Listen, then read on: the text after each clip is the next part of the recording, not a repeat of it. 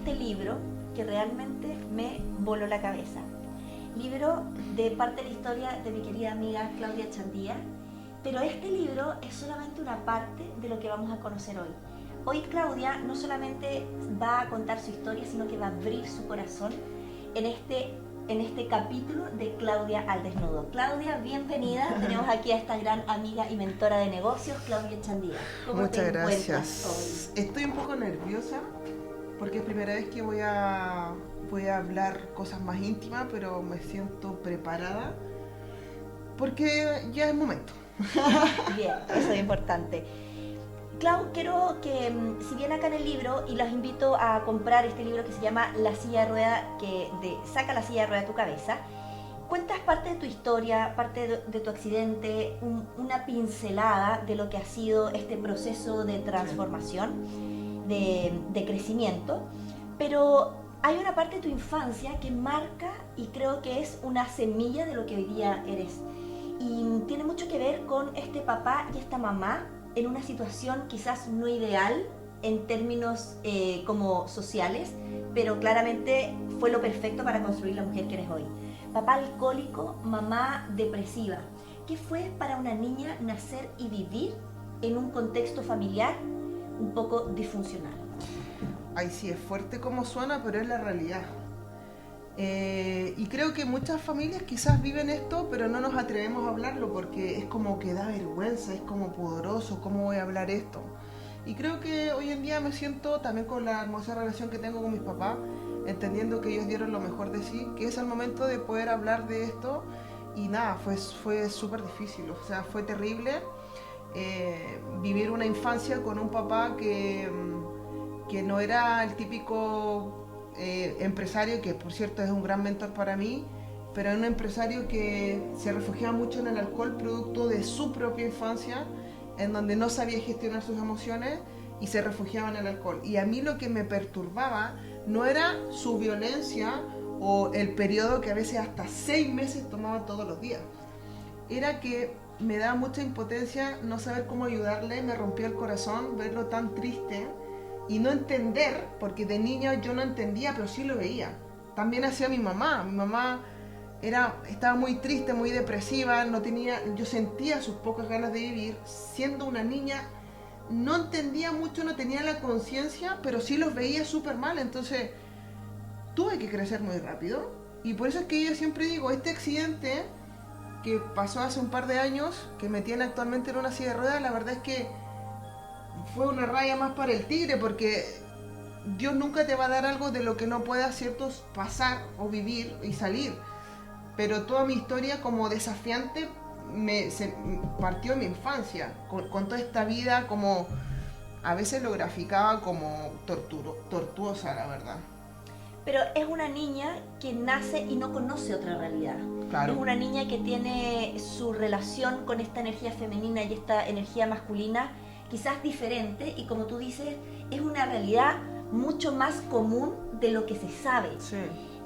Y eso es un poco tu propósito, entiendo, poder compartirlo no desde una victimismo, sino que desde para que las personas se pongan en acción. Claro. Y ver cómo existen dos caminos. Y ahí va mi pregunta. Tú tuviste que crecer muy rápido. Tenías dos alternativas.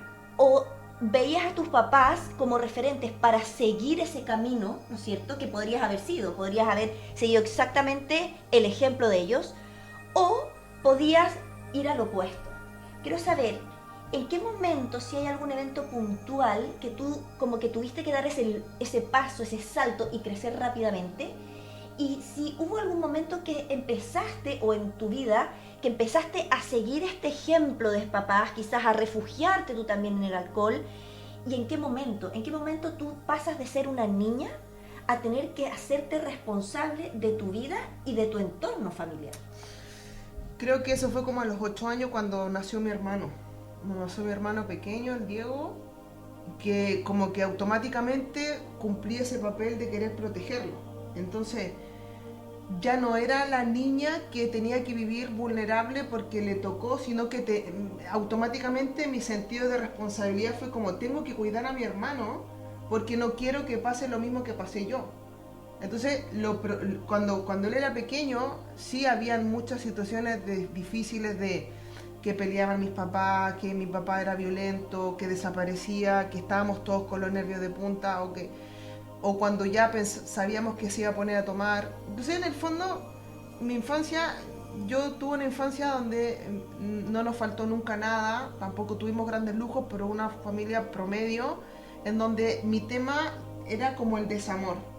Yo sentía que mi vida se iba apagando poco a poco en esa niñez porque no sentía el amor, porque en un caos no hay vibración de amor, entonces yo crecí como sintiéndome que no pertenecía, que debía hacer algo para sobrevivir y había situaciones que me ponían muy triste, como por ejemplo, no sé, en los actos del colegio, mi papá, a veces era el día del papá y mi papá estaba internado.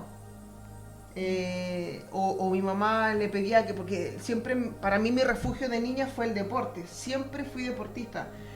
Porque cuando había un problema en casa yo me iba todo el día a la cancha y jugaba básquetbol todo el día en la calle. Prefería eso y para mí era lo mejor de la vida. Entonces para mí el deporte siempre fue un refugio. Y había momentos donde quería que mi mamá me fuese a ver, sí, en algunos momentos fue, pero cuando yo quería no estaba. Entonces esas pequeñas como espinitas te van marcando y me hicieron crecer rápidamente, respondiendo a tu pregunta, cuando creció mi hermano y sobre todo cuando pasé como a la adolescencia y cuando vinieron otros momentos difíciles también, que ya también lo puedo compartir, que producto como de esta vulnerabilidad, con esto tampoco quiero culpar a mis papás, o sea, yo esto lo he hablado con ambos, lo he trabajado, lo he restaurado, por eso es que hoy en día lo quiero contar, porque se puede sanar eso. Muchas veces tenemos tanto rencor con nuestros padres que vivimos como en desarmonía toda la vida. Y creo que hoy en día puedo honrarlos a pesar de que viví una infancia tortuosa. Bueno, al final los padres siempre van a intentar hacerlo mejor, algunos Sí. con más y otros con menos herramientas. Pero yo te quiero preguntar, ¿sentiste miedo? ¿El miedo era parte de tu contexto familiar? ¿Sabéis qué? No, te juro que no. O sea, a mi papá, por ejemplo, todo el mundo le tenía miedo. Todos, sus hermanos, eh, sus familiares, mi mamá, todos. Pero yo nunca le tuve miedo. Y no tenías miedo porque al final yo creo que no conocías otra realidad. Sí. Entonces quizás por eso no tenías miedo. Pero en algún minuto buscaste refugio en él o no tenías esa conciencia de buscar refugio en él. ¿Tenías la confianza de buscar refugio en No, él? ninguno de los dos. De hecho, muchas veces que yo siempre busqué el reconocimiento, sobre todo a mi papá. Por eso siempre quería ser la mejor en el colegio o quería, no en el deporte. Quería que él me viera porque sentía que no me veía. O sea, a veces cuando él no estaba bebiendo era súper rudo. Y yo, no sé, pues típico que estaba viendo televisión y le iba a preguntar algo y no me miraba, no me escuchaba. ¿Cómo decirlo? No me tomaba en cuenta. Entonces era como que yo sentía que no existía. ¿Me explico? Entonces me fui sintiendo vacía, vacía, vacía, vacía y ahí cuando fue la adolescencia ella fue peor. Ok, y dentro de esta vida tortuosa, sin sentirle miedo a tu padre, pero hubieron momentos de mucho abandono y momentos súper duros que sufriste abusos de gente muy cercana. Yo sé que esto cuesta muchas veces hablarlo porque al final nos desnuda, nos muestra tal cual como somos y muchas personas no se atreven a reconocer, incluso nuestra propia manera de proteger nos borra recuerdos. Sí. Tú a través de tu crecimiento personal, del ir hacia adentro, de todo este proceso que has hecho tuyo, que hoy día lo enseñas, has podido ir descubriendo momentos de abuso clave. ¿Qué fue para ti como una niña vivir esta situación de abuso y no tener a quién recurrir? Con quien, como esa persona que te podía proteger, estaba dormido, no te veía. ¿Cómo fue para ti esa situación? Bueno, tanto mi mamá como mi papá, la verdad, siempre los busqué, pero no estaban. Y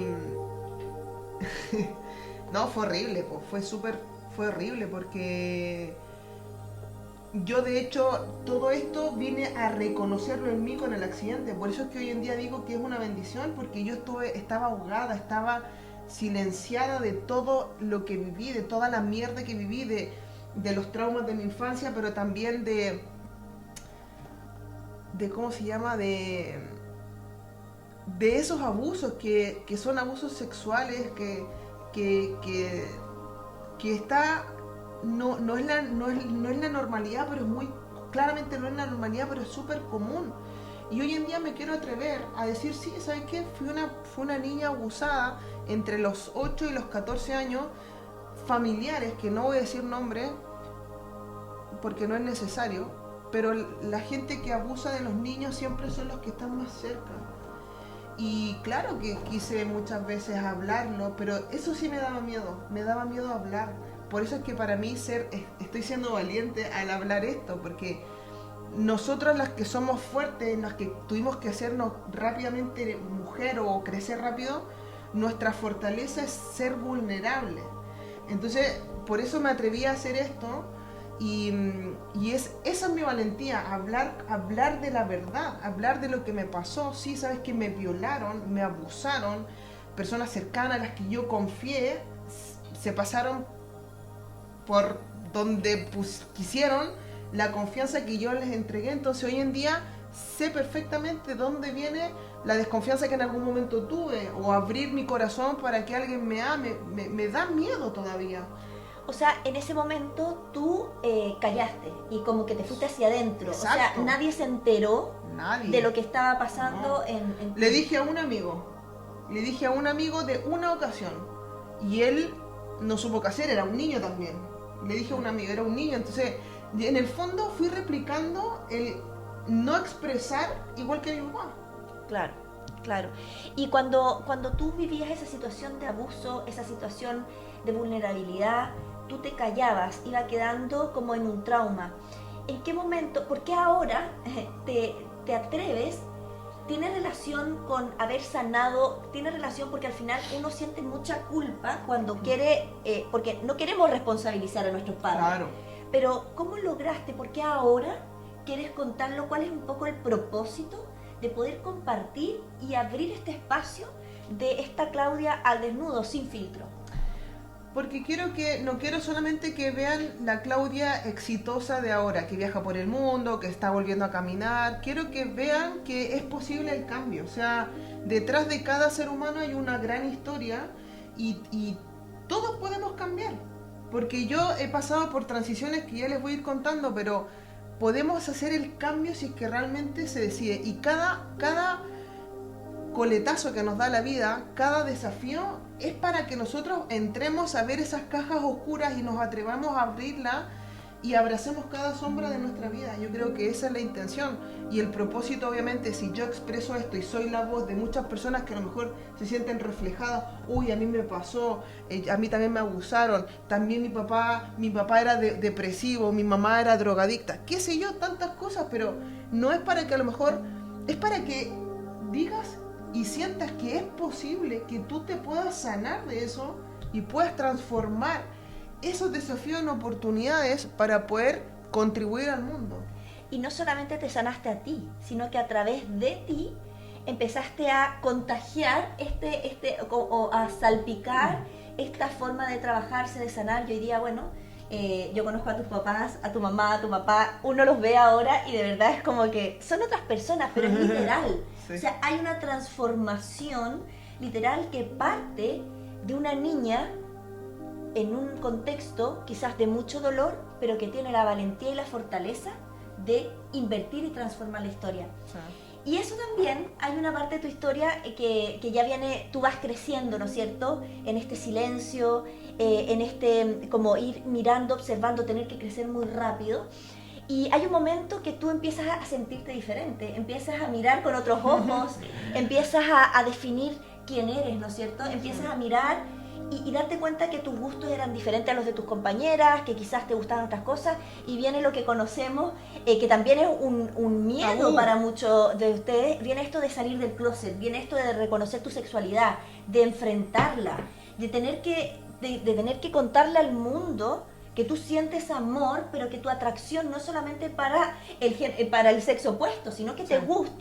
te gustan las mujeres, que amas las mujeres y cómo es ese momento de primero para ti y después de enfrentar y contárselo a este padre que también debe haber dado mucho miedo. Sí.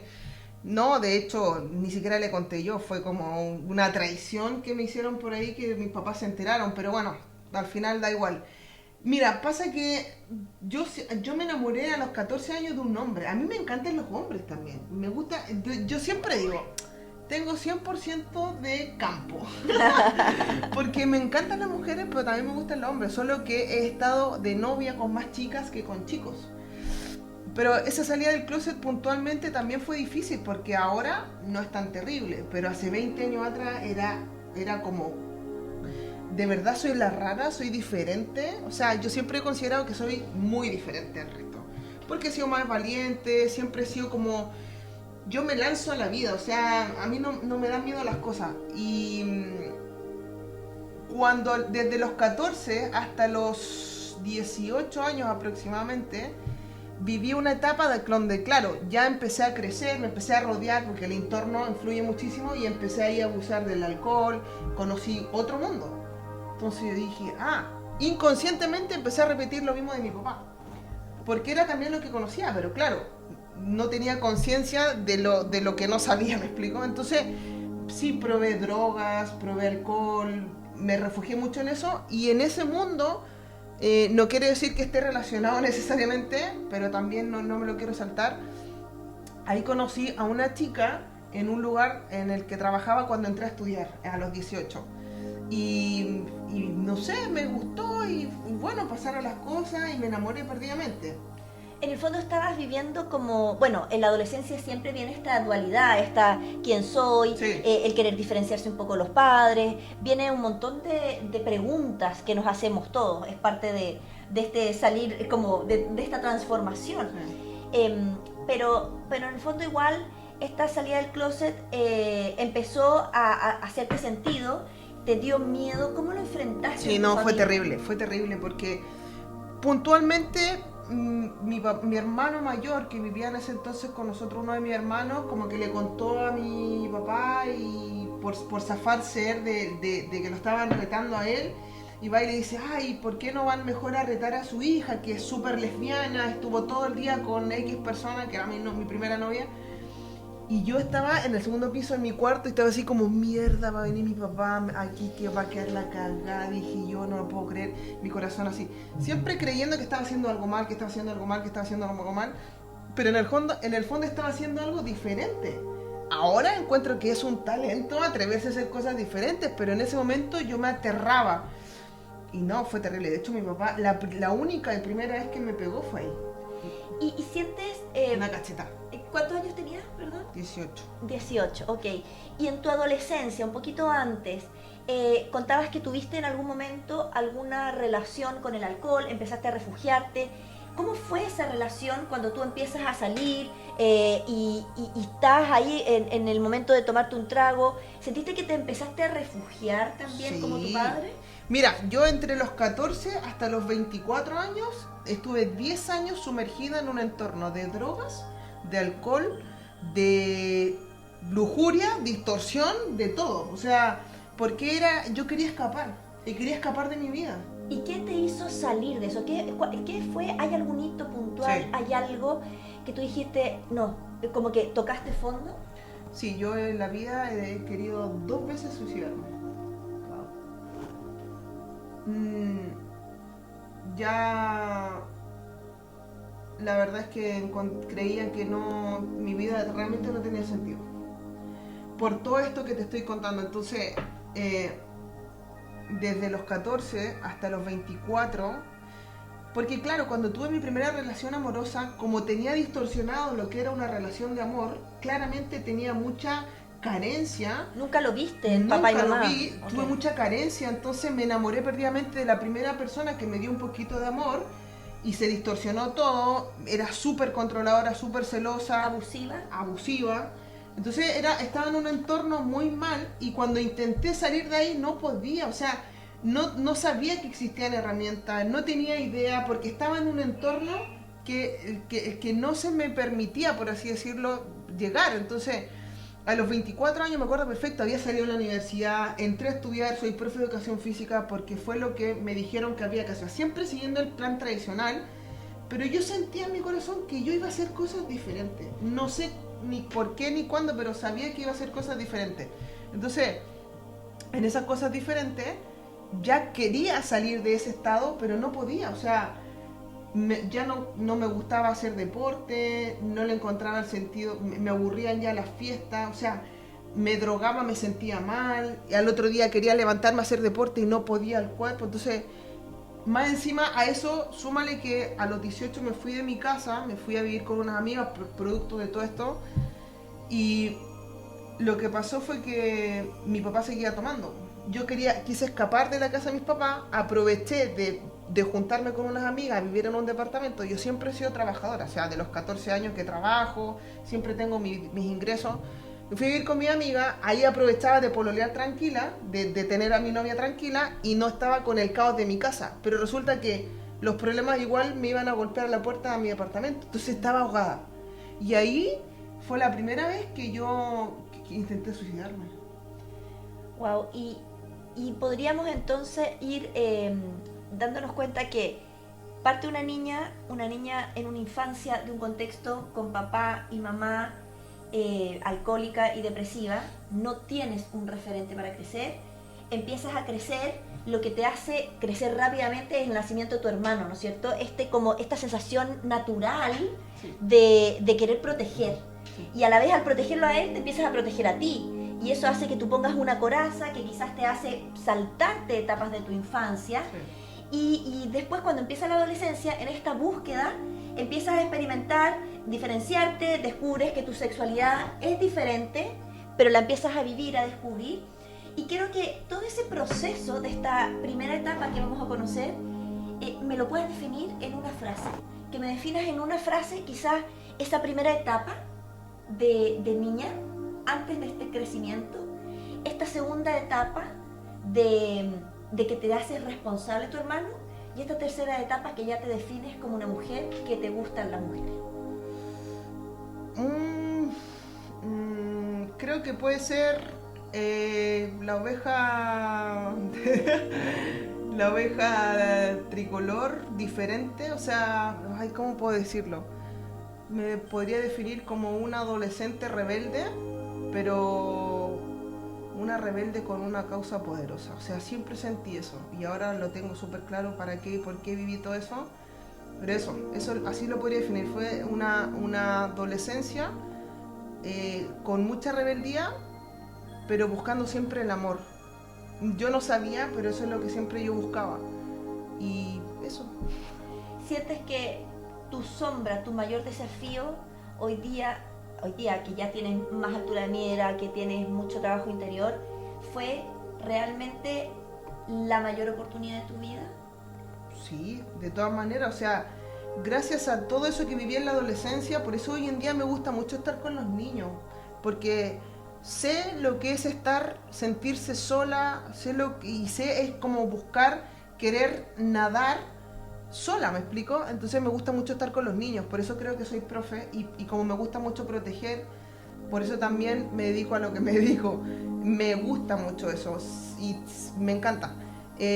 Pero sí, mi historia es una historia de mucha resiliencia, por eso hoy en día puedo congeniar con diferentes historias de personas, porque cuando me cuentan algo, Clau, me pasó algo terrible que te quiero contar esto, y es como, te entiendo. Es como, ay, no sé qué hacer con... Te entiendo. Como que tengo un abanico de desafíos en mi vida que puedo congeniar con diferentes desafíos que pueda tener la gente. ¿Y qué le podrías decir a la gente que hoy día quizás al escuchar tu historia se siente identificada y todavía no tiene la valentía para ponerse en acción? Creo que lo más importante es pedir ayuda. Yo nunca pedí ayuda porque yo crecí creyendo que podía sola. Y si yo tuviese que decir algo a la Claudia de ese pasado, es como, oye, seguro que hay ayuda, pero ábrete a recibir. Yo siempre era la que daba, Y hoy en día veo mucho eso, por eso quiero decirle, si eres un adolescente o una persona adulta que tiene problemas, que tiene desafíos, hoy día hay miles de herramientas para poder solucionarlo, simplemente con que alguien te dé un abrazo, que alguien te escuche, que la salud mental, sobre todo acá en Chile, está muy mala, entonces, pero hay herramientas, solamente que tú tienes que tomar la decisión de querer salir de ahí. Es eso, es como atreverse a querer dar el cambio, porque eso significa también pagar un precio. Porque como tú dijiste, podría haberme quedado, no, es que la culpa es de mis papás, es que mira todo lo que tengo que vivir, me quedo refugiada en el alcohol, me quedo con una vida de mierda o me quedo depresiva porque no puedo salir del closet. Podría haber elegido también eso, pero elegí otra cosa porque siempre quiero ir por más. Y para ir cerrando este bloque, quiero que mires a la cámara y que le digas a la Claudia alguna palabra de gratitud, a tu Claudia del pasado. ¿Qué le quieres agradecer? Estoy orgullosa de ti. Estoy orgullosísima de ti. Eso. Bien. Bueno, gracias Clau por esta primera etapa. Bueno, estamos en este segundo capítulo de Claudia al desnudo. Vamos a conocer. Y Clau, hay algo que me queda dando vuelta de tu libro. En tu libro tú dices que tú creaste tu accidente. Quiero que nos cuentes un poco más, porque quizás las personas no entienden. Y con el tiempo tú lo has podido descifrar de esta manera, porque al final somos creadores de nuestra propia realidad. Cuéntame, ¿por qué o cómo tú crees, cuál fue la razón por la que creaste este accidente? Antes de entrar no sé si es necesariamente ese momento que más me ha dolido en la vida, ya con todo lo que te he contado, pero sí es uno de los más como tsunami, no sé cómo explicarlo, más detonadores. Pero sí creo que lo creé porque, a ver, cuando yo voy a contar del accidente, pero cuando me accidenté yo me obsesioné con entender, en ese momento, con entender por qué y para qué. Y me cambié de ciudad, me vine a vivir acá al mar y estuve 2 años trabajando en cómo funciona el cerebro. Entonces ahí entendí todos los circuitos neuronales, qué es lo que está en el consciente, en el inconsciente, y todo esto que ya les conté es parte de lo que yo fui trabajando ahora, como adulta. Fui entrando como a mi historia y dije, por eso esto, por eso esto otro. Y llegué a el origen de cuando yo decidí accidentarme. Que fue un momento que me acuerdo perfecto, hasta con la ropa que estaba, dónde estaba, porque tenía 17 años y estaba, antes de querer ya irme, y estaba hasta acá con el alcoholismo de mi papá, mi mamá que siempre quería morirse también, que bueno, con la dinámica que ya sabes. Y mi papá estaba teniendo me acuerdo perfecto, yo estaba parada en la habitación de mi papá y él estaba en la cama acostado, que estaba como pasando una resaca, pero había tomado alcohol fuerte. Cuando él tomaba como tragos fuertes, destilados, se volvía loco. Cuando tomaba vino, le venía la pena. Entonces, te juro, tenía súper claro, es como... el melancólico, sí, tenía su personaje. Decía, mierda, salió, está tomando fuerte, va a quedar la cagada. O está tomando vino, ok, me va a tocar abrazarlo, porque él me contaba toda su historia y yo ahí lo escuchaba y llorábamos juntos. Bueno, la cosa es que había tomado destilado, entonces estaba en la cama y yo estaba agotadísima, así mal, ya me tenía aburrida la situación y estaba con un bate en la mano y mi papá, y yo dije, era horrible, o sea, cuando él se despertaba todo, mi mamá se escondía, mi hermano también, yo era la que tenía como que afirmarlo, que no destrozara cosas, y eso me tenía agotada. Yo nunca le tuve miedo, como te digo, ya 17 años ya era más grande, y yo dije, te lo juro, dije, se despierta haciendo show, le pego con el bate y capaz que lo mate, pero le pego, ya no aguanto. Eso fue mi decisión. Estaba aburrida, y estaba ahí como un guardián con el bate en la mano y él estaba ahí. Y despierta y empieza como a delirar que venían unos leones a comerlo, ¿ya? Por todo esto de llevaban no sé cuántos meses tomando. Y lo vi, me dio tanta pena, o sea, mi corazón no era capaz de hacer algo así, ¿me explico? Por mucho que yo estuviese agotada y estaba tan cansada, lo vi, me dio tanta pena, se me revolvió todo por dentro y dije, pero ¿cómo voy a ser suicidio? Es un pobre que no sabe lo que hace, ¿me explico? Me acordaba mucho de Dios y le decía que me dijera qué tenía que hacer. Y ahí hablé con Dios y le dije, ¿qué hago? Y se me ocurrió accidentarme. Porque yo soy la única mujer, la hija, mujer, mi papá tiene 4 hijos. Entonces dije, soy la única mujer.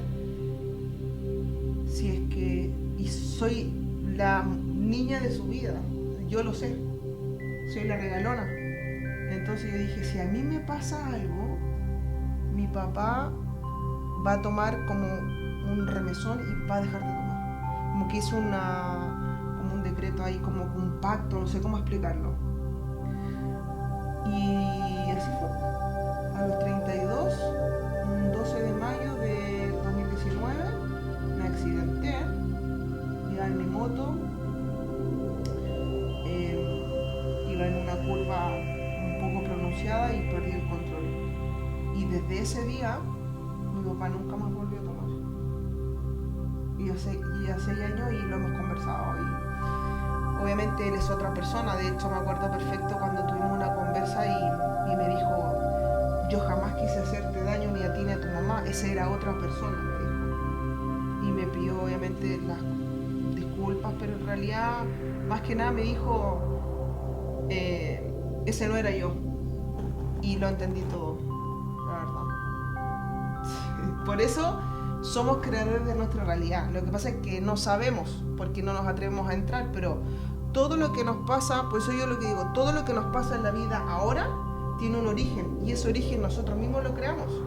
Hay pactos, hay destino, tu alma tiene un plan, pero nosotros, a medida que vamos conectando con nosotros, vamos descifrando cuál es el camino. Clau, y ese camino que tomaste esa decisión, un poco desde el inconsciente o desde el dolor, desde la desesperación, de decir, hago lo que sea, Sí. hago lo que sea, o sea, estoy dispuesta a perder la vida porque te jugaste tu vida. No lo volvería a hacer, sí. Claro, pero en fondo fue como, fue desde esa desesperación que te llevó.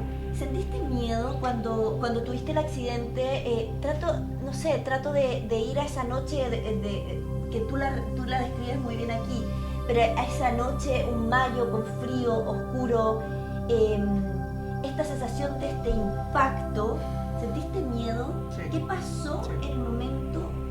Quiero tratar de que nos expliques a todos los que estamos tratando de meternos a tu historia, ¿qué pasó? ¿Qué sentiste? ¿Qué viviste? Inmediatamente no sentiste las piernas, sentiste frío.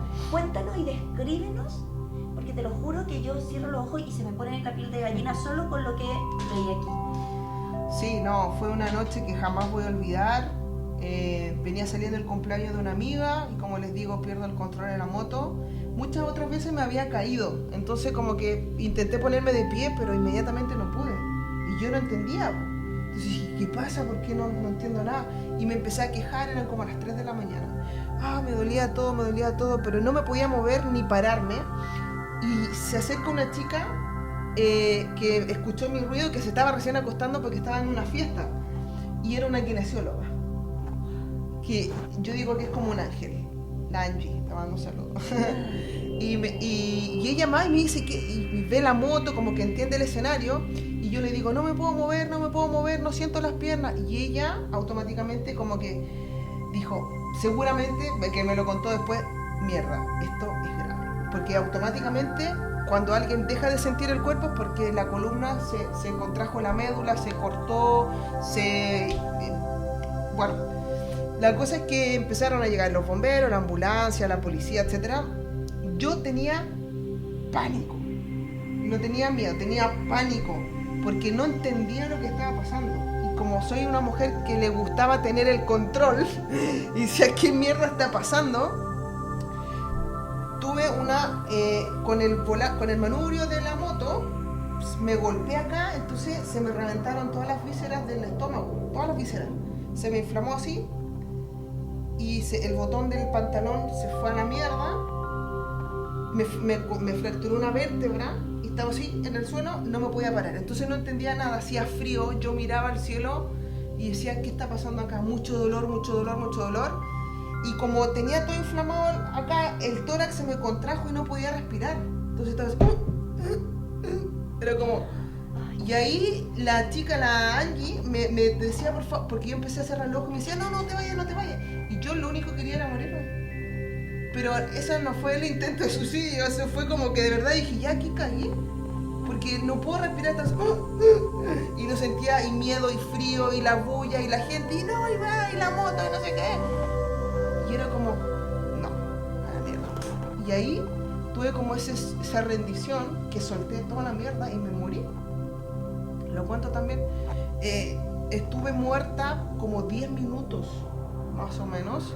Mi cuerpo se empezó a elevar. Yo veía de arriba todo el caos, veía la moto, veía mi cuerpo tirado en el piso así, veía la gente, la moto por allá, y yo iba subiendo así y decía, ¿qué es esto? Así como que era otro mundo y estaba todo pasando. O sea, no veía, no sentía mi cuerpo, no lo veía, pero yo sabía que era yo. Y decía, no había dolor, no sentía nada de dolor, entonces era espectacular. Y decía, qué bacán. Nunca pensé en como, ¿dónde estoy? No, solo lo sentía, era como todo. Mucha paz, mucho amor. Dije, bacán, aquí me quedo, aquí voy a volver, si me duele todo, acá está el sufrimiento, no estoy ni ahí con volver. Y mi abuela había muerto como hace 6, 8 años aproximadamente, el mismo 12 de mayo, hacia atrás. Ahora lo cuadran como los momentos, pero... Y veo ese famoso túnel blanco, de lo que muestran las películas, que sí es así, o sea, para mí la muerte no existe, pasamos a otro plano. Y yo estaba yendo de camino a ese otro plano, pero mi abuela me dijo, no, ¿qué estoy haciendo acá? Y dije, pero si aquí está todo pasando, ¿por qué me voy a ir? Yo no quería volver, de verdad no quería volver, porque en mi inconsciente estaba el patrón de que ¿para qué voy a volver si la vida es una mierda, es puro sufriendo? ¿Qué me pasa a una huevada? ¿Qué me pasa a otro? ¿Qué? Soy infeliz. ¿Para qué voy a volver? Mejor me quedo acá. Con mi abuela, que es la única persona que yo siempre sentí todo el amor del mundo. Ya me voy a quedar acá mejor contigo. Y ya me mando para acá. Me dijo, no es tu momento, pum. Y de repente fue como, ok, no sé cómo explicar esa situación, pero de repente me vi de nuevo en mi cuerpo y volví a sentir todo el dolor, el frío. ¡Ay! Empecé a gritar desesperadamente. ¡No! Que no quería estar acá. Oh, qué fuerte. Y ahí llegó la ambulancia, pasarme, me acuerdo, a la camilla. Fue terrible porque me tuvieron que enderezar. ¿Cachai, no? Me pusieron el cuello y todo. Y ahí yo gritaba, no, pónganme algo. Y los de la ambulancia no me querían poner nada, porque creo que idealmente en una urgencia así tengo que llegar como virgen de cualquier cosa para que me hagan el escáner. Entonces tuve que soportar todo el dolor de la fractura, de la que se me reventó todo, de que no podía respirar. Y ahí me acuerdo que llegué a la urgencia y me acuerdo perfecto que de repente sentí como que me estaban rompiendo la ropa, me rompieron toda la ropa para sacarme, me empezaron a poner oxígeno, tubo, y de repente siento la mano de mi mamá y la mano de mi papá, que lo siento rugosa, yo sabía que era él, pero lo único que sentía era el miedo que tenían ellos también. Y como que abro los ojos mientras estaba en la urgencia y yo digo, ¿qué pasa? Y mi mamá y mi papá, que ahí pude sentir como esa contención, la verdad. Y es fuerte porque la verdad es que toda la vida los busqué y tenía que pasar eso para que estuvieran, pero ha sido perfecto, no lo digo como en mala onda, estuvieron. Bueno, en verdad en los momentos así siempre van a estar si me aman, yo sé que me aman, pero me refiero con la primera parte de la historia. Bueno, me toman la mano y escáner, exámenes, no sé qué, me pasaban para un lado, para el otro, yo ya estaba un poco más como con anestesia, un poco más con analgésico, y ya después desperté en la UCI. No me acuerdo nada más hasta que desperté en la UCI y despierto, creo que fue el día siguiente, dos días después, no me acuerdo. Y lo primero que hago es levanto la sábana para ver si tenía las piernas porque no las sentía.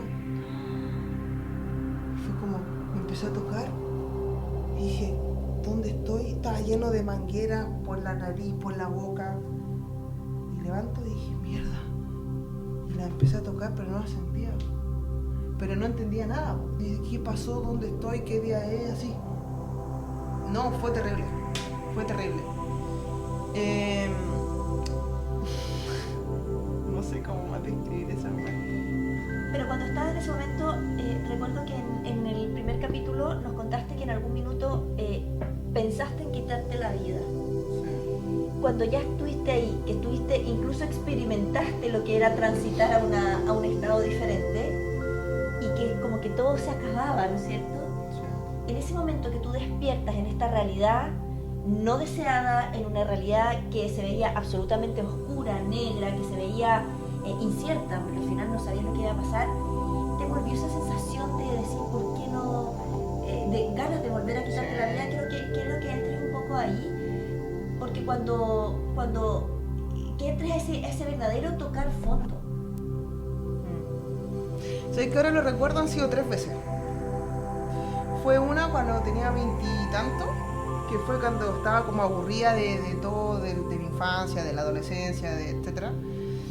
Ahí me acuerdo que tomé unas pastillas, pero mira, fue súper loco. Me tomo unas pastillas, me voy al pasto, eran las 12 de la noche, y me tomaba otra pastilla. Me sentía como que me estaba drogando poco a poco, me quería intoxicar con pastillas y tomaba vino, era una estupidera, como en honra a mi papá, así, no sé, una hueá súper tonta, te juro. Pero como que yo de verdad quería desaparecer. Y como a la hora de que yo estaba así como ya con la pastilla en la mano, siguiendo una tras otra, pasa un chico desolado, pero así como que a punto del desmayo, y yo lo agarré por la calle, por el parque donde estaba. Y yo le digo, ¿estáis bien? Y me dice, no, acabo de ver a mi novia con mi mejor amigo en la cama y no sé qué. Y yo me quedé consolándolo, y nos quedamos tomando vino juntos, y nunca más lo vi. O sea, ese era otro ángel. Es que lo tengo súper claro, se me pone la piel de gallina porque no tenía que hacer eso. Si él no pasa a contarme eso, y como yo soy protectora y soy buena persona y quiero que me cuente, que lo quiero consolar, al final nos consolamos los dos. Yo nunca le conté lo mío, pero gracias a eso yo no me quité la vida. Wow. Y la otra vez fue cuando salí del hospital. Estuve un mes exactamente en el hospital con UCI. Ya luego me enteré como de ese diagnóstico lapidario. Pero la verdad es que cuando estaba en la UCI y el doctor me dijo, Claudia, tú nunca más vas a volver a caminar, yo te juro que en mi cabeza dije, este loco no sabe quién soy. Te juro, te lo juro. No sabía quién era. Es que no, yo por mi historia decía, no, a mí nada me frena, a mí nada me para, a mí me pueden pasar una y mil huevas, pero no, yo voy a caminar. Y no sé cuánto me demore, ni cuánto me tarde, ni cuánto tenga que invertir, ni en plata, ni en tiempo, pero lo voy a lograr. No sé cómo, pero mentira, no sabe, él no me conoce. Y lo digo con humildad, pero con mucha certeza y con mucha convicción, porque yo sé, yo me conozco. Entonces, salgo del hospital, se supone que cuando uno sale del hospital ya está todo bien, está todo pasando, te mejoraste, pero yo salí en una cama. Y llego a la casa de mis papás, que me tuvieron que cuidar ellos, y estaba en una cama clínica, que yo tenía que apretar un botón, así me sentaba y me acostaba, porque no podía ni comer. Yo comía así y las manos se me iban para... esto era impensado. Y en esa etapa del duelo, que también la menciono acá, las etapas del duelo son para toda persona que tiene algún desafío. O sea, quiebre financiero, hay un duelo. Matrimonio se quiebra, un duelo. Pierdes un ser querido, es un duelo. Yo tuve un quiebre físico. Pero en el fondo el quiebre físico fue porque mi cuerpo estaba ya saturado de tanta hueva que nunca expresé, que en el fondo se quebró en dos, porque ya no quería, mi columna no quería dejar de sostener a todo el mundo, porque estaba agotada, se quebró y empezó a salir la lava. Y ahí empecé a hablar. Yo le conté a mis papás primera vez que había sido abusada. Les conté a mis papás un montón de cosas, recién a los 32 años. Entonces, y hoy en día ya a los 36 ¿cuánto tengo? Bueno, 6 años después ya se lo quiero contar al mundo porque lo he trabajado, ¿me explico? Y hay una etapa que es de negación, que tú dices, no pasa nada, no sé qué. Después viene la etapa de la rabia, tuve mucha rabia con Dios sobre todo. ¿Por qué yo? Si yo soy buena persona, no le hago mal a nadie, siempre he hecho el bien. Soy muy buena persona, soy muy generosa, muy gentil, siempre quiero ayudar al resto. ¿Por qué me tenía que pasar esto a mí? ¿por qué me quitaste las piernas si lo que más amo es correr? Lo que yo siempre he amado en la vida es hacer deporte, porque eso era fue mi refugio de toda la vida. ¿Por qué me quitaste esto que más amaba? Y ahora lo entiendo, pero tenía mucha rabia. Después de esa etapa de rabia vino la etapa de la depresión, y ahí me quería morir. En esa etapa de la depresión en donde tú decís, la verdad, no sé cómo voy a zafarme de esta experiencia, no me gusta lo que estoy viviendo, pero me negaba la idea de estar en una silla de ruedas. O sea, yo miraba el techo en las noches y lo único que quería era no despertar. Pero tampoco le podía decir a mi mamá, mamá, ¿me puedes traer el kit para suicidarme? Porque no tenía otra opción, pues si estaba ahí en la cama clínica. No sabía usar la silla de ruedas. Esos fueron 6 meses que los grafico como los 6 meses más oscuros de mi alma, desde que me accidenté hasta por lo menos 6 meses después. Así que eso. Y hay una situación, Clau, que a mí me sorprende tu valentía, pero porque por lo menos acá en este país, cuando tú tienes un accidente de esas dimensiones, existe la oportunidad que quizás te den algún pequeño subsidio del Estado, porque en el fondo es como que cagó, o sea, definitivamente, o sea, pobre, y pasa mucho eso. Entonces tú tenías la opción de creerte el cuento y de seguir como con, bueno, es lo que me tocó, aquí estoy, y de vivir en la casa de tus padres, cuidada por ellos, Sí. incluso quizás recuperando en tu inconsciente, podría decir, bueno, estoy recuperando todo lo que yo los cuidé a ellos, Sí. me toca. Sí. Y como ya me toca, entonces que vengan y me hagan, y bueno, pobre Clau ahí se quedó olvidada en su silla de ruedas. Pero tú tomaste una decisión súper diferente, y que es la decisión más difícil, que en el fondo es decir no. O sea, yo creo en mí y yo voy a ponerme un propósito y voy a descubrir no el por qué, sino el para qué este accidente. Quiero que entres un poco ahí, porque siento que ahí hay un mensaje tan poderoso para poder, con ese mensaje, cerrar esta segunda etapa tan power, y que a mí por lo menos me estaba aguantando las ganas de llorar. Lo que pasa es que partamos por la base de que esa frase que dice, Dios no elige a los preparados, prepara a los elegidos. Y me siento honrada y profundamente tengo súper claro que soy una elegida. Entonces, si Dios me eligió para que yo viviese esto, es porque puedo salir de ahí. Y puedo salir de ahí con un propósito. Y ese propósito yo elegí que fuese documentar mi proceso de rehabilitación, porque estoy, no sé si obsesionada es la palabra, pero mi foco es sí o sí volver a caminar y disfrutar el proceso mientras, y demostrarle no tan solo al mundo, sino que a mí, que todo en la vida es posible, porque todo es posible si nosotros nos atrevemos a hacer ese viaje en el interior, que es el más difícil de la vida.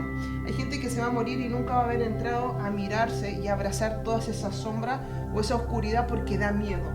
Por eso, por eso es mi segundo libro, Solo para Valientes, porque la verdad es que solo se necesitan un par de huevos o un par de ovarios gigantes para entrar y reconocer toda tu historia y decir, y tomar la decisión de ser protagonista de tu vida y no víctima, porque como tú bien decías, tenía la excusa perfecta para quedarme con la paga del Estado, con un subsidio, con que mis papás me cuidasen, que me lo ofrecieron, que me adaptaran toda la casa, pero yo elegí el camino estrecho, porque siempre he sabido que detrás de cada desafío que yo he pasado en mi vida hay una bendición.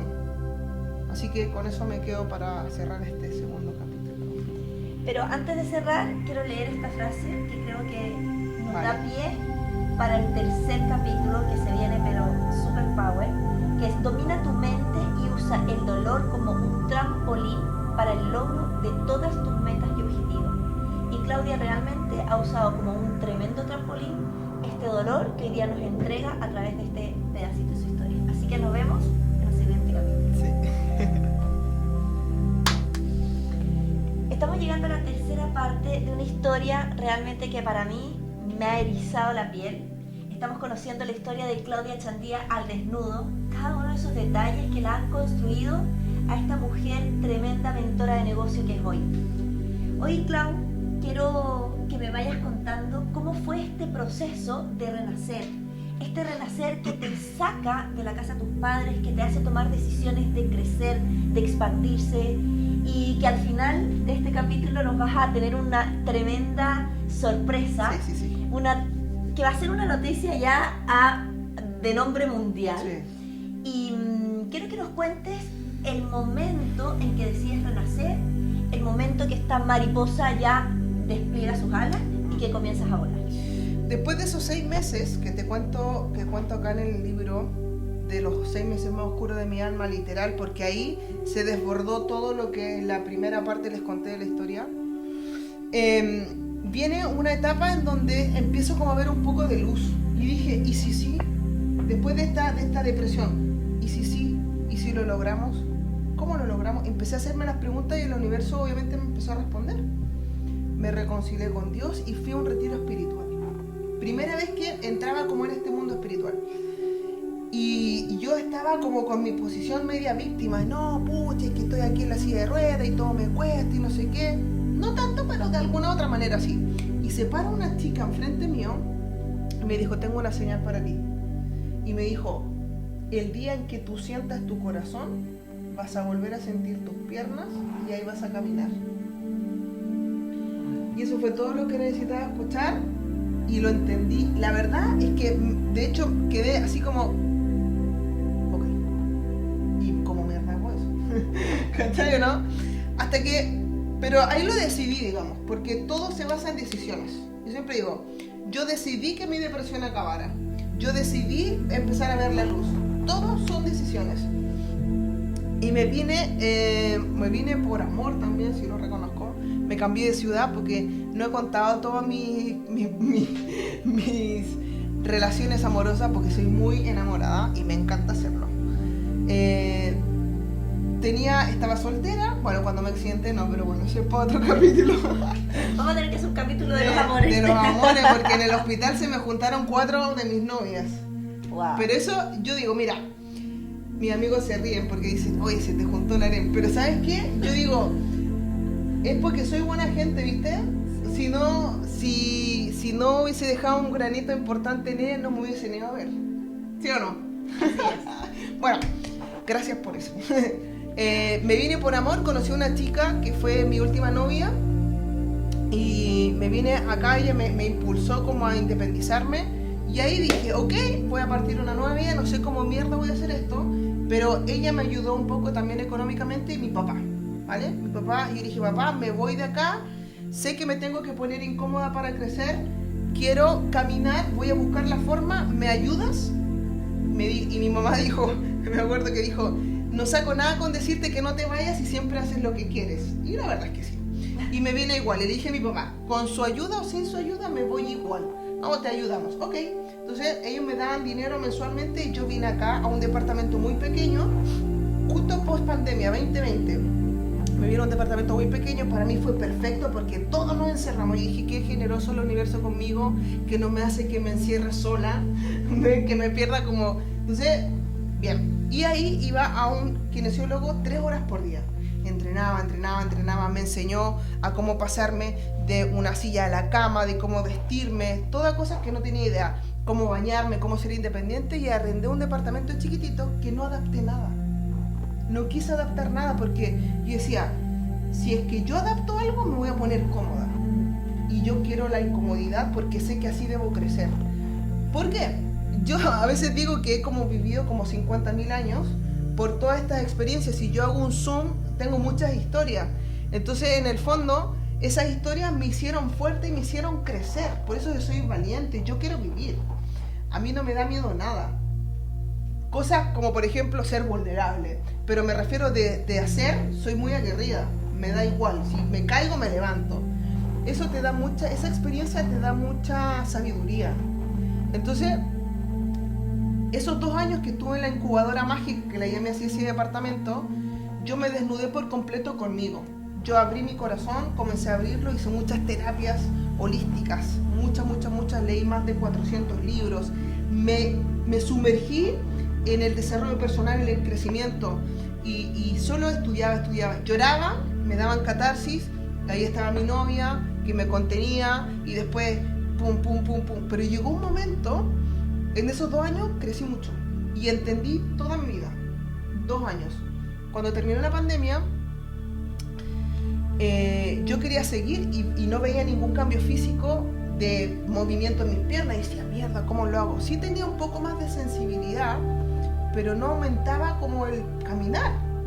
Decía, chuta, ¿qué hago? Ya voy a buscar esto. Y empecé a estudiar a Joe Dispenza, empecé a estudiar muchos mentores que hoy en día tienen grandes resultados.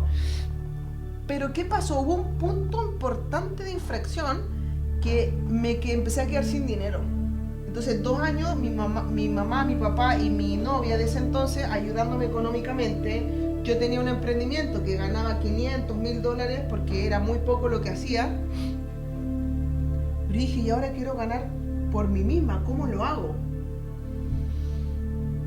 Y ahí partió la idea en el 2022 de hacer un negocio, pero jamás, la verdad, en ese entonces solo yo quería para pagar los pañales que necesitaba, porque usaba pañales en ese entonces. Y decía, necesito pagarme los pañales, yo ya como que era como por mi dignidad, ¿me explico? Yo veía también a mi papá agotado pagar $3,000, $4,000 mensuales, que con mucho esfuerzo lo hacía. De hecho, él vendió su camioneta. Nosotros no tuvimos nada de la Teletón, nada de ese apoyo, porque hasta los 22, lo que tú decías, me las arreglé solita. ¿Por qué? Porque si yo iba al sistema tradicional, la gente me iba a decir, usted no va a caminar, ¿por qué anda haciendo estupideces? Entonces, quédese en la casa, cómprese los pañales, viva feliz en la silla de ruedas. Y como yo no quería eso, dije, a la mierda, tengo que hacerlo yo. Entonces dije, voy a tener que sustentarme yo. Y ahí fue cuando empecé a estudiar a mentores, y ahí conocí a Joe Dispenza, me fui al retiro de Joe Dispenza. Pasa que cuando volví de ese retiro me dio un bajón grande, porque yo pensé que él me iba a dar como que me iba a resucitar y me iba a hacer caminar, pero era una ilusión de mi cabeza. Pero fue lo que te hizo ir, porque al final quizás si no, ni siquiera hubieras invertido lo que significó para ti ese viaje. Sí, y sabéis que hay una parte importante, porque eso fue del 22 al 23, 2022-2023. En diciembre yo llego de ese viaje que junté como $10,000, y me acompañó Vale, y llego acá igual, sin plata, sin propósito, sin ideas, sin ganas, sin fuerza. Sentí como que estaba viva, pero estaba ahí en medio del mar, sin saber para dónde nadar, sin un plan, desnuda, y que a punto me iban a comer los tiburones. Esa era la sensación que tenía, y me quería morir. Y ahí dije, no, ya, ahora sí que a la mierda. Esa fue la tercera vez. A la mierda, no quiero. Y hablé con Dios y le dije, no quiero. Pensé en tirarme por el balcón. Dije, me rehúso a estar, llevaba 2 años en silla de ruedas. No quiero, o sea, no lo soporto. ¿Te dolía? Es que me duele todos los días. Me duele todos los días estar en una silla de ruedas. Lo que pasa es que no sufro, que es diferente, pero me duele. De hecho, tengo dolores crónicos todo el tiempo. Ahora me arden las piernas. O sea, es como que si te pasara un tonel por encima de un tractor que te aplana. Esa es la sensación. Me duele todos los días. Pero aprendí que no es lo mismo que uno sufra a que te duela algo y querer salir de eso para superarte, para contribuir, para mejorar, porque hay un propósito, y en el fondo vivir con ese dolor. Por eso es que sé que soy muy valiente. Me quería morir, no lo soportaba, y hablé con Dios directamente y le dije, no, o sea, llorando así, pero mal. Le dije, si no me das una señal clara, es que aprendí a pedir claridad. Dame una señal clara puntualmente de esto. Si tú no me das una señal, yo me tiro por el balcón. Ya era la tercera vez, pues entonces dije, la tercera es la vencida. No, en serio. Y la tuve la señal. Fui al mar, me invitaron justo. Yo era muy reacia a juntarme con gente en silla, porque la gente en silla, como no todos, ojo, pero hay mucha gente que es bastante, que le encanta su silla y se quedó ahí, está perfecto. Pero yo aprendí también que no es lo que yo quiero. Entonces me invitaron a hacer surf.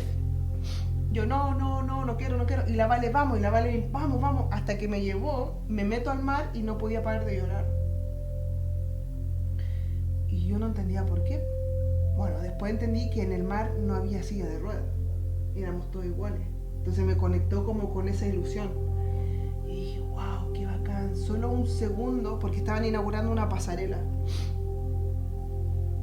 Solo un segundo bastó para sentir esta felicidad de nuevo, estas ganas de vivir. Y yo decía, ¿cómo? Y como siempre tengo ese instinto de querer ayudar, yo dije, ¿cómo lo puedo hacer para que más personas que estén en silla de ruedas, o abuelitos, o mamás con coche, puedan meterse al agua? Pero principalmente gente en silla de ruedas. Decía, no hay acá en Chile. Yo a cada playa que voy no puedo entrar. No hay accesibilidad.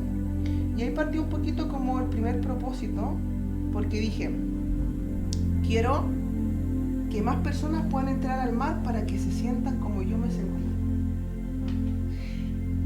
Y ahí empecé a pensar, Claudia, tú tenías a tus amigos, empresarios, ¿por qué no hacías una colecta y que junten plata para que hagan las pasarelas y no sé qué? Oh, sí, qué bueno. Empecé a hablar conmigo.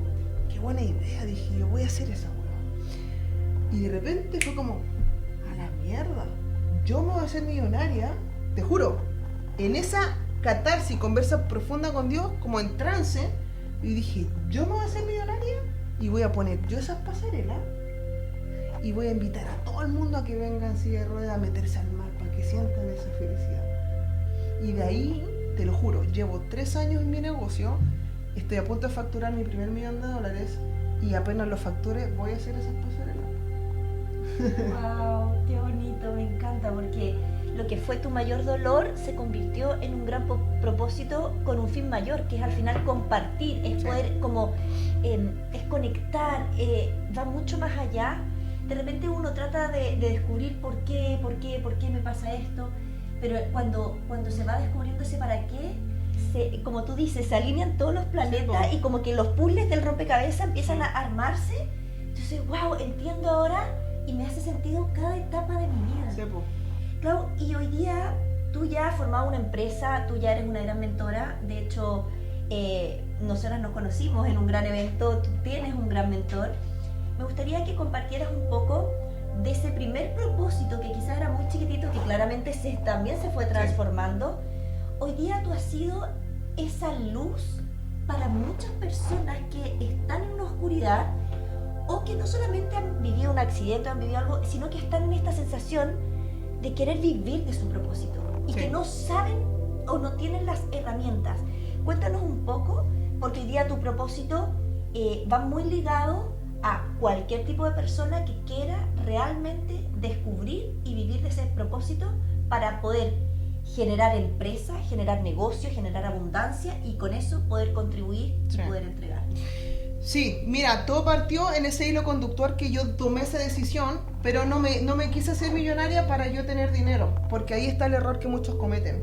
La gente quiere ganar dinero para satisfacer sus necesidades, y para ganar millones tienes que ayudar a millones. Yo no lo sabía, pero fue como innato, que fue un don que yo siento que Dios me dio, por eso me ha pasado todo lo que me ha pasado y toda la historia que he contado. Ahora, no es magia, porque así funciona. Eso fue en diciembre. En enero del 2023 fue el primer mes que yo tuve mis primeros $10.000 de facturación. Pero fue así de loco porque yo tomé la decisión. Y además que tenía, me acuerdo, como 2.000 seguidores en Instagram. Y llevo casi 3 años haciendo contenido, y en día ya en todas mis redes sociales tengo como 200.000. A través de documentar mi proceso. Yo creo que esa ha sido la clave, y eso se lo atribuyo a un mentor. Yo no tenía idea que existían mentores. Para mí hay un coach, sí, un coach life, pero un mentor, alguien que te lleve de la mano y te diga, Claudia, hagámoslo así, yo te enseño. Para mí ese fue Lain García Calvo, que él es mi mentor de mentalidad de negocio, y fue la persona que me sembró esa idea de, Clau, pero ¿por qué no documentas tu rehabilitación? Y así puedes ayudar a muchas personas.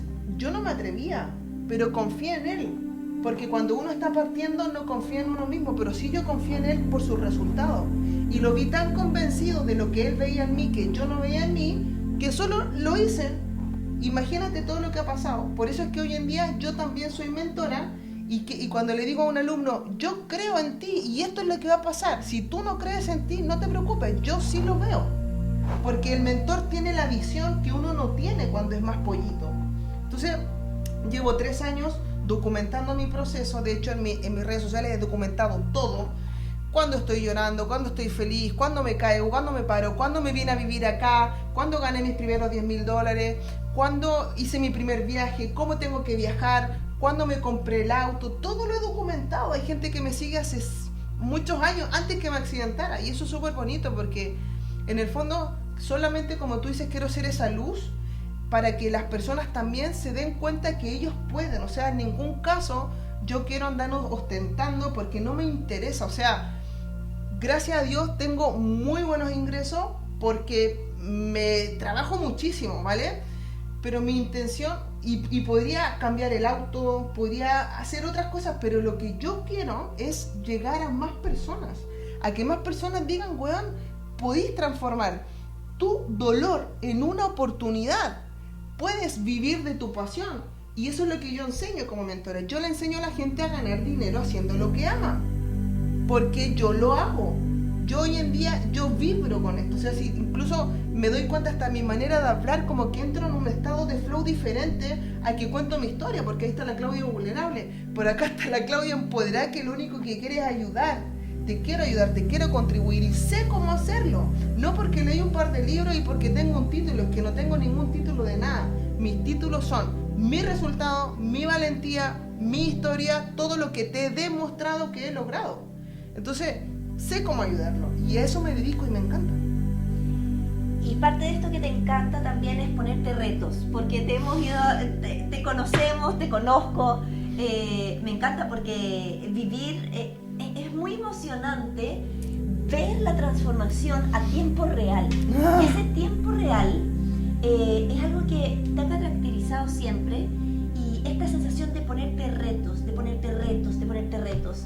Y sé que hay un reto súper importante, ¿no es cierto?, que te lo propusiste, que tiene que ver también con momentos de tu historia, que quizás tuviste un desafío con esto de tus viajes. Quiero que cuentes, porque ya estamos llegando casi al final. Sí. Yo estoy ansiosa, lo conozco, ya sí. Conozco ese reto, pero quiero que lo cuentes porque creo que va a ser clave para poder hacer un hito histórico a nivel mundial, y que todos nosotros, los que hoy estamos siendo parte y testigos de esta historia, podamos seguir mirando, porque les digo, esta mujer va a dar que hablar, o sea, ya está dando que hablar, pero no solo en un sector pequeñito, sino que en el mundo entero. Cuéntanos, Clau, ¿cuáles son esos siguientes retos que vienen, de los cuales podemos ser parte? Sí. Mira, si yo no me pongo reto, me aburro. Yo siempre he sido una niña muy inquieta. Y me gustan los desafíos. Ya estamos claros de eso, pero bueno. ¿Por qué también hago estas cosas? Porque que quiero dejarlo claro antes de contarte. Si yo, o sea, todo lo que he transitado en estos 6 años que estoy en la silla de ruedas, yo te digo que ha sido lo mejor que me ha pasado en la vida, por todo lo que les he contado. O sea, gracias a este accidente, yo pude sacar a la luz la esencia de la Claudia. Dejar de vivir en falsedades, con máscara, con mentiras. No, esto es lo que soy. Y así soy. Y tú me vas a ver siempre así, con mi gorro, con mi polera, tranquila, sencilla, pero con la verdad por dentro. Así soy. No tengo que estar mintiendo porque ya viví eso y me importa una mierda. Yo ya me morí. Y lo único que quiero es vivir. Todos mis días los vivo como si fuese el último. No sé si mañana voy a despertar. Entonces yo aquí estoy viviendo intensamente. Entonces se me ocurrió, como tú dices, producto de siempre estar pensando en cómo contribuir más, que más personas conozcan esta historia para poder inspirarlos. Me ha tocado viajar, me dedico a viajar por el mundo, hago conferencias también en Chile y fuera de Chile. Entonces me ha tocado muchas dificultades en el proceso como usuaria de silla de ruedas de falta de inclusión. Como yo tengo súper claro que voy a caminar, el otro día, hace un tiempo, y les soy sincera, tuve una revelación brutal. Yo dije, todavía no voy a caminar. ¿Pero saben por qué? Porque quiero dejar mejor el mundo inclusivo de cómo está antes de que yo camine. Porque yo voy a caminar, pero va a haber gente que siempre va a estar viviendo esto. Y esto es lo más terrible que tú puedes vivir. Es muy difícil. Es muy difícil. No es tan solo que estás en una silla, es un mundo. Es un mundo.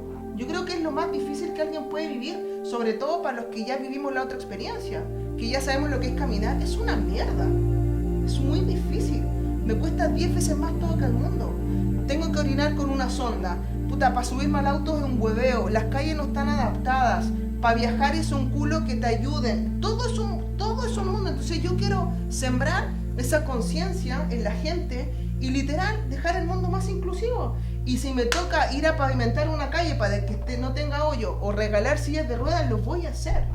Esa es mi intención, pero creo que si yo vivo experiencias y muestro cómo es nuestra realidad para que la gente diga, weón, la Claudia la hace igual y puta, mira, ahí se cayó, se tropezó, no hay un hoyo, no puede entrar a la playa, voy a un restaurante, no puedo entrar al restaurante porque no está adaptado, quiero ir al baño, no hay baño adaptado, no tiene los hoteles, un mundo de cosas. Entonces, para mostrar eso se me ocurrió algo, porque quiero disfrutar el proceso. Y lo que vamos a hacer es lo siguiente.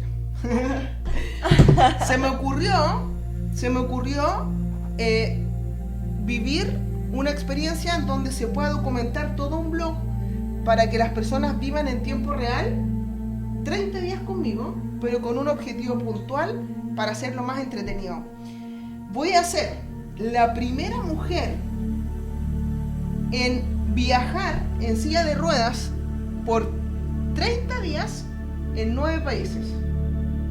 Entonces, eso es un récord Guinness. De hecho, ya postulamos, no hay ningún título así, es muy probable que me lo den.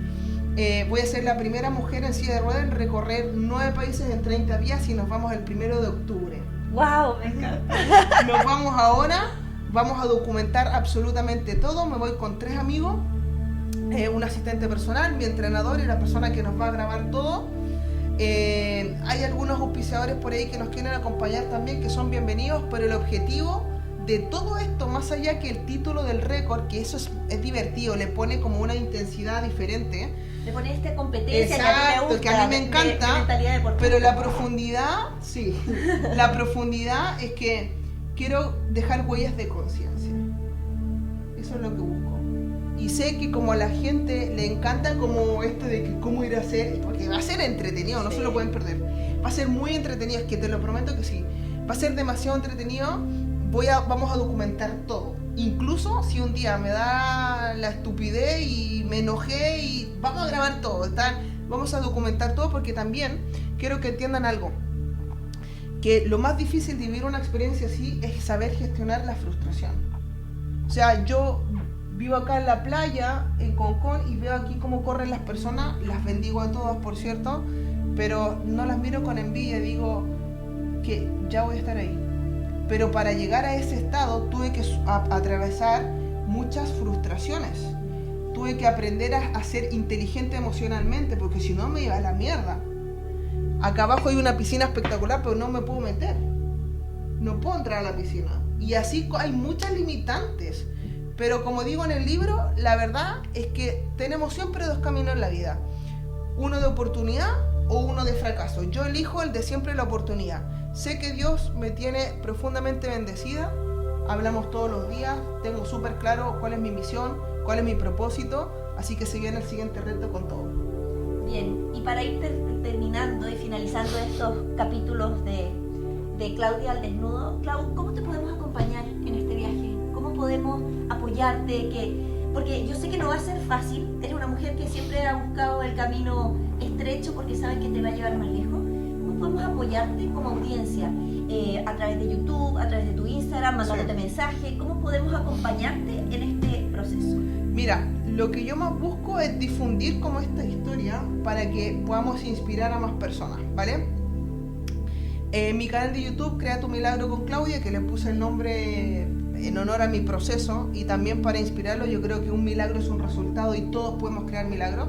Por ahí vamos a documentar todo, absolutamente todo, entonces se pueden suscribir, me empiezan a seguir, y también en mis redes sociales, en TikTok y en Instagram, Clau Chandy. Ese es mi Instagram, ahí me pueden seguir, pueden masificar todo. Y obviamente síganme para que no se pierdan el momento cuando ya esté caminando. Obvio que también lo vamos a mostrar. Eso va a ser un hito importante que me siento ya preparada. Pero primero hay que dejar bien cómo está esto. Al menos mi misión, eso es lo que quiero. Quiero dejar un legado, quiero dejar huellas de conciencia, de amor. Y mientras lo que hago es sembrar fe, esperanza, ilusión en las personas, mente positiva, porque todo está acá. Por eso un rinoceronte. Bien, así que estamos terminando este proceso hermoso, esta historia. Muchas gracias, Clau, por abrir tu corazón, contarnos tu historia. Me siento sumamente honrada y emocionada. Así que nos vemos. Gracias. Chao, chao.